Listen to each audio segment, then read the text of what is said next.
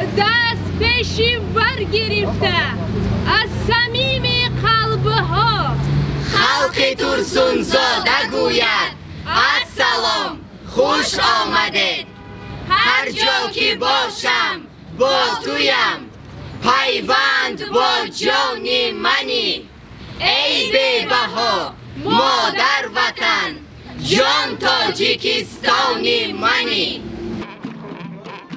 درآمدگاه شهر ترسونزاده نزد کارخانه واحد دولتی شرکت آلومینی تاجیک، نمایندگان مقامات اجرایی حکومت دولتی، جوانان کسب و کار گوناگون، گیرندگان استیپندیای پرزیدنتی، راهبران تشکیلات و مؤسسه‌های شهر ترسونزاده، مهمانان عالی‌قدر را با صمیمیت بی‌اندازه گل و گلدسته‌ها و صوت و ترانه‌های دلآویز و دلنشین پیشواز گرفتند. سوخت و ختلان و بدخشان و زرافشانم تویی.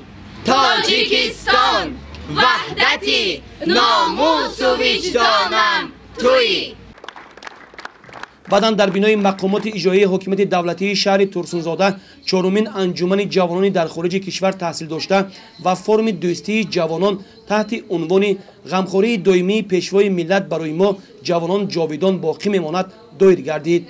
در کار انجمن نمایندگان وزارت معارف و علم جمهوری تاجیکستان، وزارت مهنت، مهاجرت و شغل اهالی، وزارت کارهای خارجی جمهوری تاجیکستان، کمیته کار با زنان و عائله نزد حکومت جمهوری تاجیکستان، مقامات اجرایی حکومت دولتی شهر ترسونزاده در این ردیف زیاده از 100 نفر دانشجویان فعال در خارج کشور تحصیل داشته از تمام شهر و ناحیه‌های مملکت اشتراک نمودند.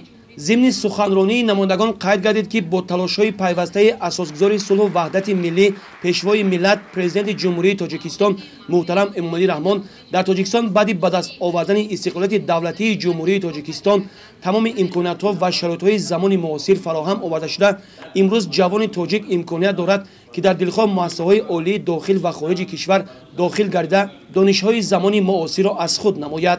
همچنین ضمن برآمد گفته شد که 4 مرتبه می شود که انجمن جوانان در خارج کشور تحصیل داشته از جانب کمیته کار با جوانان و ورزش در همکاری با وزارت و اداره‌های دخلدار با دایره وسیع دانشجویان در خارج کشور تحصیل داشته برگزار می گردد.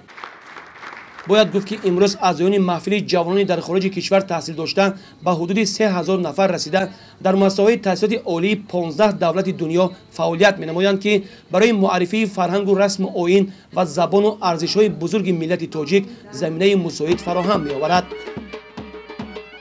بعداً جوانان از موضع‌های خوشمنظره دره قره‌طاق و شرکت شهر ترسونزاده، آثارخانه به نام میرزا ترسونزاده و نمایش هنرهای مردمی که در مرکز شهر ترسونزاده تشکیل گردیده بود دیدن نموده به خود تأثیرات نیک گرفتند. گزارش خورشید حلیم و فیروز میرزایف از شهر ترسونزاده برای برنامه اطلاعاتی نوید.